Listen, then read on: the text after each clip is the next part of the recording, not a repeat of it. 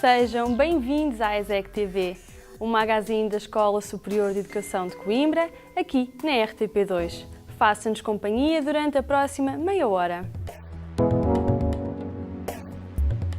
Apresentada pela primeira vez em Lisboa, no âmbito de um colóquio internacional sobre direitos humanos, a Cooperativa Bonifrates estreou em Coimbra a peça Diz a Verdade ao Poder, Vozes do Outro Lado da Escuridão, uma peça de Ariel Dorfman sobre o livro de Kerry Kennedy, com encenação de João Maria André.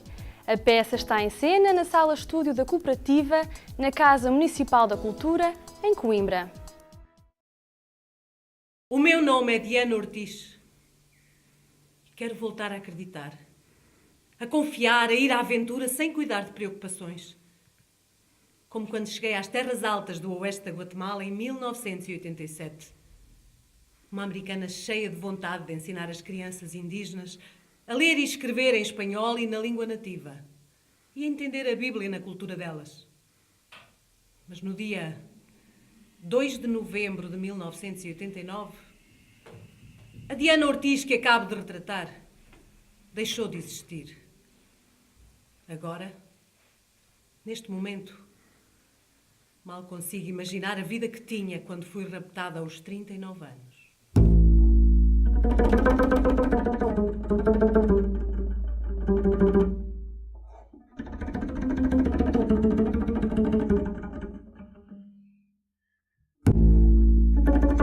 Trata-se de uma peça para a qual fomos desafiados pela Fundação Carlos Gulbenkian, que organizou a semana passada em Lisboa um colóquio internacional sobre direitos humanos em conjunto com a Fundação Robert Kennedy para os Direitos Humanos. O texto da peça foi fixado por Ariel Dorfman sob a forma dramática e resulta do tratamento de um conjunto de testemunhos que foram recolhidos por Kerry Kennedy, filha de Robert Kennedy, e que são testemunhos de pessoas cujos direitos foram violados, algumas perseguidas, algumas desaparecidas, ou de pessoas que lutaram pelos direitos humanos em todos os continentes. E, portanto, digamos que é uma forma de trazer a problemática dos direitos humanos para o público, diferente do que é a Declaração Universal dos Direitos Humanos.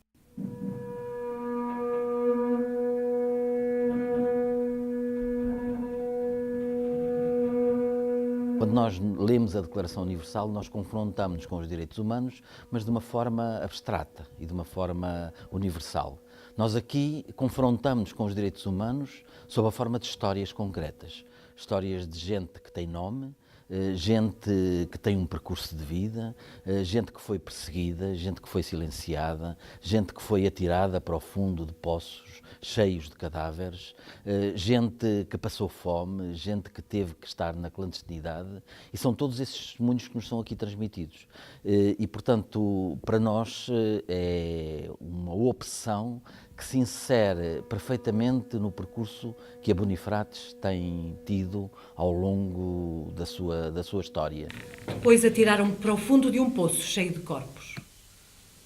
Crianças, homens, mulheres, decapitados alguns, todos recobertos de sangue seco.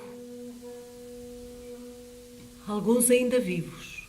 No fundo, trata-se de, através do teatro, tornar visível, e o teatro torna visível, vozes, porque nós não tornamos visíveis personagens. Os atores não vão dar o corpo a personagens.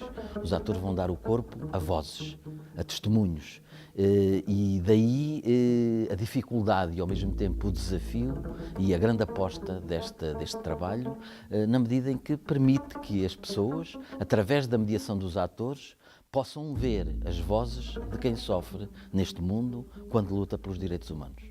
Sinto-me fraca, vencida, sempre, sempre. E eu olhei para ela e vi a mulher mais forte do mundo. fora ninguém diz o que ela sofre. É a pessoa mais carinhosa que conheci.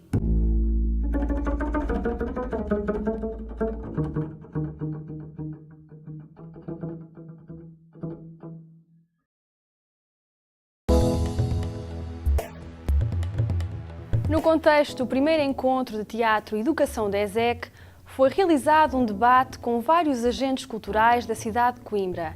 Desta conversa resultou uma reflexão sobre políticas culturais e o papel dos agentes no desenvolvimento do tecido artístico das cidades.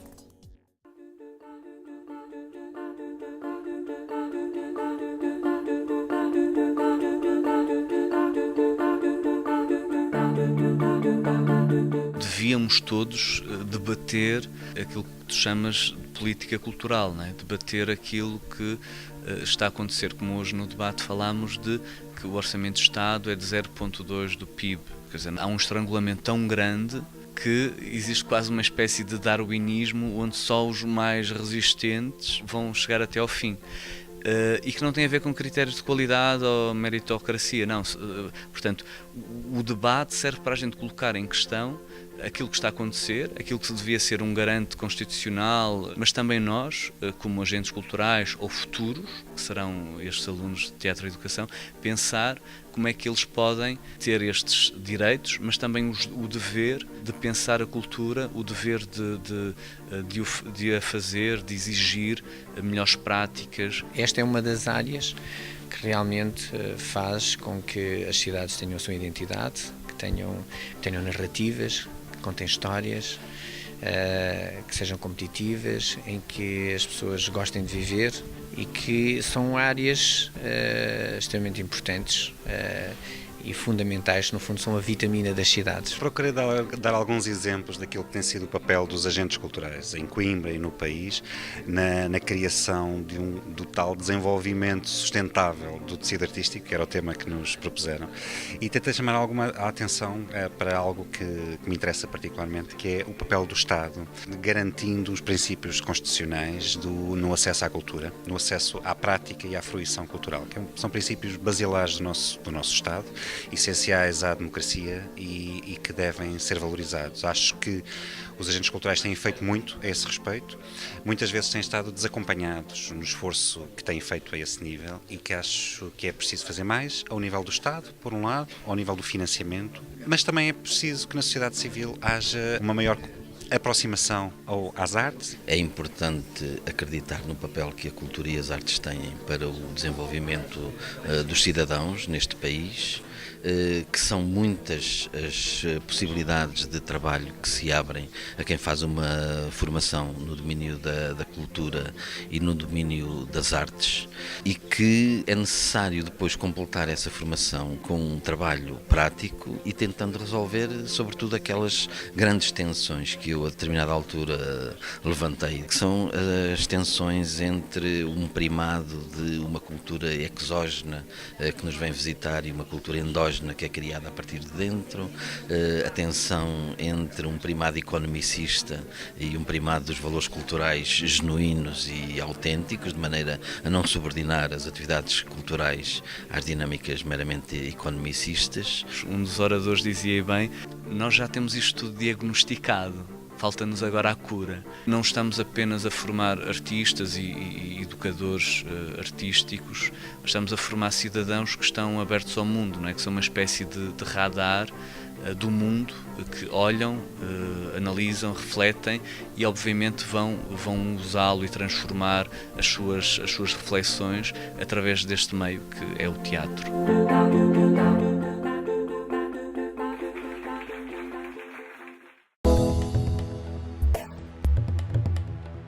A importância dos recursos humanos nas empresas de turismo foi o tema da 12ª edição das Conversas à Mesa, uma iniciativa inserida na pós-graduação em Gestão Turística e Hoteleira, ministrada em parceria pela Escola Superior de Educação e a Escola de Hotelaria e Turismo de Coimbra.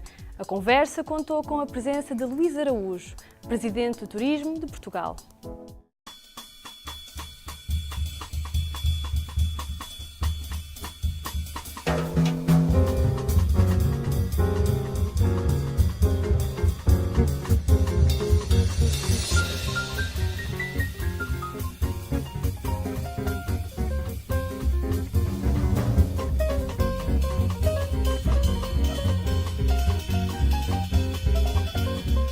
Turismo de Portugal é a Casa do Turismo em Portugal. Nós gostamos de vê-lo assim. É um instituto público dentro do Ministério da Economia e é o organismo que tem todas as valências do turismo dentro do país.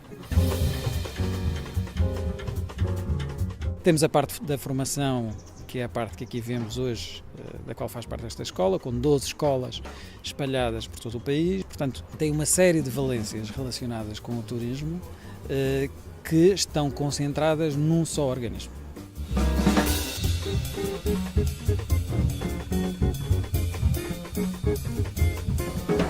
Claramente há diferenças entre as regiões, mas vamos começar pelo que é comum. E o que é comum e que é reconhecido pelos turistas que cá vêm, que esses é que são os avaliadores e os certificadores dos nossos recursos humanos, é que existe uma qualidade enorme do ponto de vista de estrutura de serviços na área do turismo. Nós somos um povo que somos reconhecidos por ser muito simpáticos, por ter capacidades de diálogo e de comunicação extraordinárias com os turistas.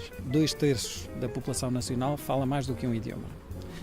Isto é um trunfo que não se consegue medir, é uma capacidade de diálogo e de comunicação com os turistas que é fundamental.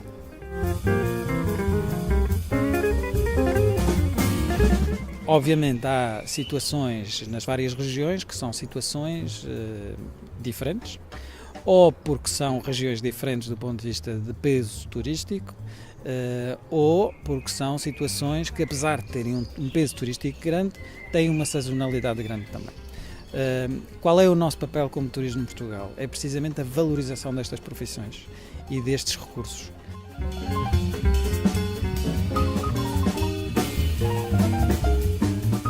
O nosso objetivo é, através das escolas do turismo e também com algumas parcerias, ver de que maneira é que nós conseguimos promover cada vez mais esta atividade, esta profissão de profissional do turismo, chamemos-lhe assim, que seja também um profissional de serviços. Achamos que essa é uma maneira de melhorar ainda mais o nosso papel e o nosso posicionamento do ponto de vista turístico. Achamos que é uma maneira de motivar o empreendedorismo neste setor e temos a certeza absoluta que isso é uma vantagem competitiva de Portugal relativamente a muitos outros países que nós queremos estimular cada vez mais.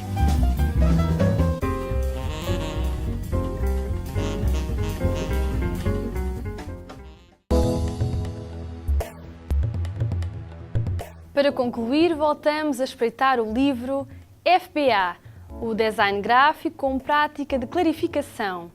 Este é um livro de João Bicker, que resulta da sua tese de doutoramento e que retrata o caso particular da FBA, uma empresa de design gráfico sediada em Coimbra, que, curiosamente, surgiu através de mãos alheias à profissão. Falar deste livro é falar da FBA, e foi lá que João Bicker nos recebeu para partilhar a sua história, a paixão pela tipografia e a procura incessante pela clarificação de práticas.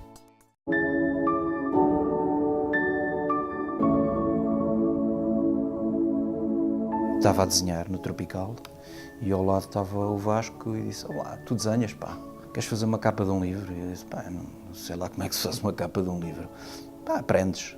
Olha, toma lá estes poemas, faz uma capa para estes poemas." E deu-me este livro do Jorge Sousa Braga. Isto é a primeira capa? É, a primeira capa. É, esta é a minha primeira capa.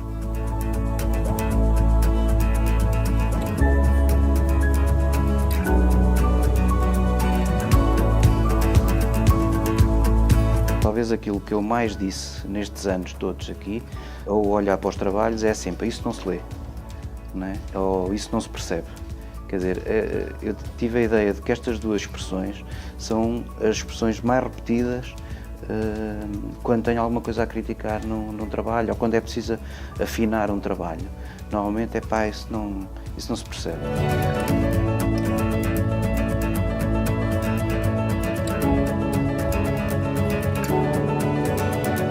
Ele resulta do processo da escrita da tese de doutoramento, que eu fiz de uma forma estranha. Não conseguia começar a escrever a tese enquanto não tivesse uma noção do que é que aquilo ia ficar fisicamente, como é que ia ser o livro, não é?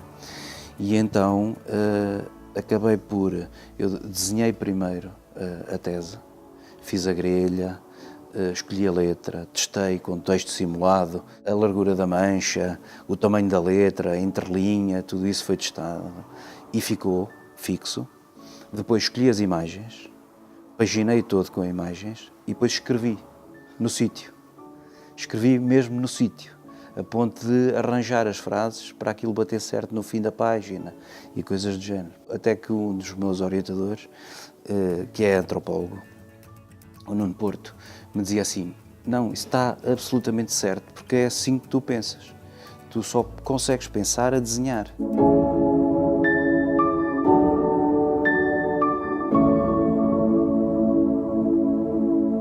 Na altura do liceu e tal, gostava muito de ciências naturais, não é? Especialmente biologia.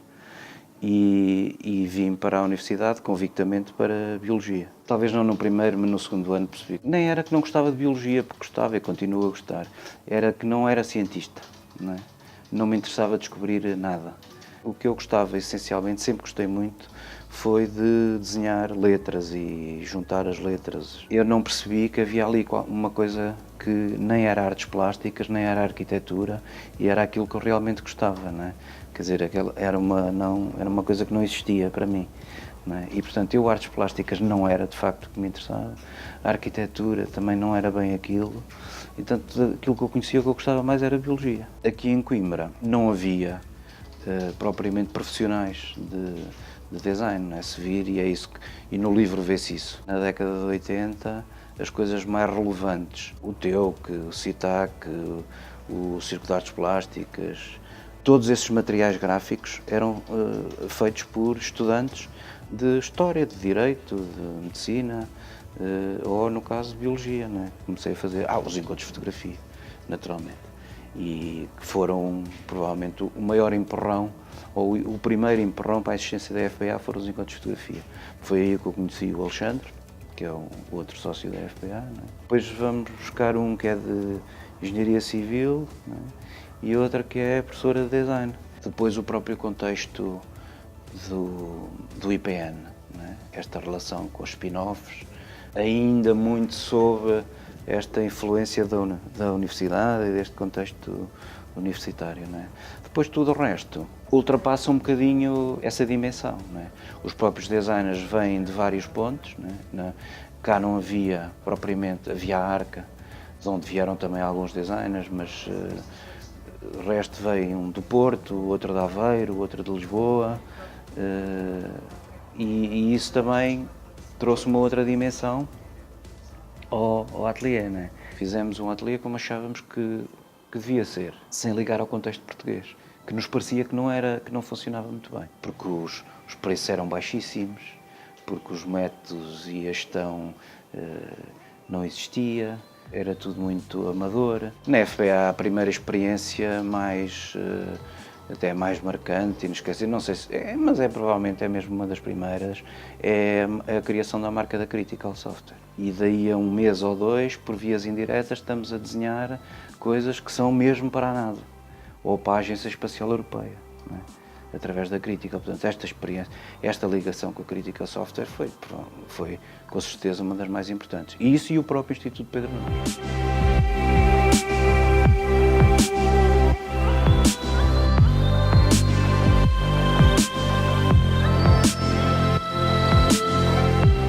Um caso extremamente invulgar, que é a relação de um grupo editorial com a Ateliê Design, né? Que é a nossa relação com o Grupo Almedina. Aliás, começou ainda antes de nós fundarmos a empresa. Foi uma das razões que nos levou a fazer a empresa, que se manteve em exclusividade, de parte a parte, né? Da FPA com a Almedina. É um caso extremamente raro, que teve resultados para nós excelentes, não é? Quer dizer, por exemplo, a renovação da imagem das edições 70, que é uma das coisas que eu falo no livro, é assim, de repente, alguém veio ter connosco e diz assim, está aqui uma editora, tem um catálogo fantástico, do ponto de vista até histórico, renovem isto tudo, podem mexer no que quiserem. É uma coisa extraordinária.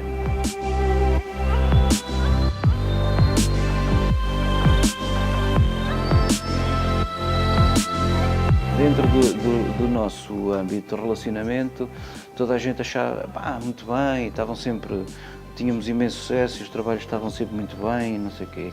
E resolvemos então pôr à prova e mandar.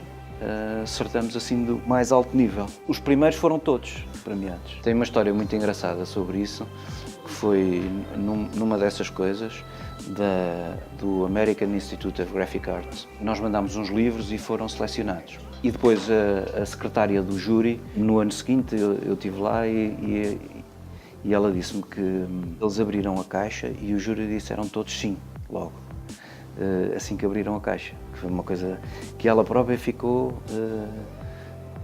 muito surpreendida, ficou entusiasmadíssima com aquilo que raramente ou quase nunca acontece. Depois eles fazem uma exposição, não é, com os livros premiados. E o meu sócio, o Alexandre, e a designer que desenhou os livros, a Ana Boavida, foram a Nova Iorque à exposição. E telefonaram-me, eu lembro da Ana Boavida me dizer: os outros são todos tão bons.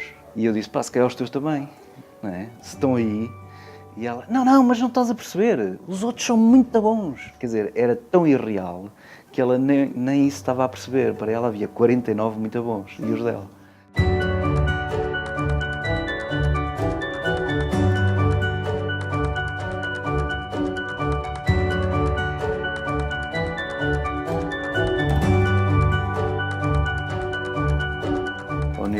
Das exposições e da criação de espaços, a intervenção no Museu Nacional Machado de Castro, pela delicadeza com que a intervenção tem que ser feita, não é? Queremos mostrar capacidade, tem um novo museu, o segundo Museu Nacional, todo novo, nova arquitetura, agora vou aqui mostrar tudo aquilo de que sou capaz, não é? E depois resulta provavelmente numa grande asneira. Esse tipo de desafios são os desafios mais interessantes. Ou fazer uma exposição na Fundação Gulbenkian sobre literatura. Esse aí foi talvez um dos maiores desafios, que nós resolvemos tratar como tratamos os livros. E assim, ok, são textos que têm que se ler, mas as pessoas vão estar em pé. E os painéis só têm 1,70 m de altura. Aí ajuda, nestas coisas ajuda, aqueles com quem trabalhamos. E neste caso, por exemplo, a equipa é absolutamente extraordinária, não é? Desde o cliente, aos arquitetos, ao comissário, a toda a gente. E, portanto, nós também sentimos-nos muito apoiados. Mas isso eu acho que é geral, nos trabalhos todos. Não conseguimos trabalhar com pessoas de quem não gostemos. Essa ideia de que com profissionalismo se trabalha com qualquer pessoa é mentira, é completamente mentira. Com profissionalismo há gente com quem não se pode trabalhar.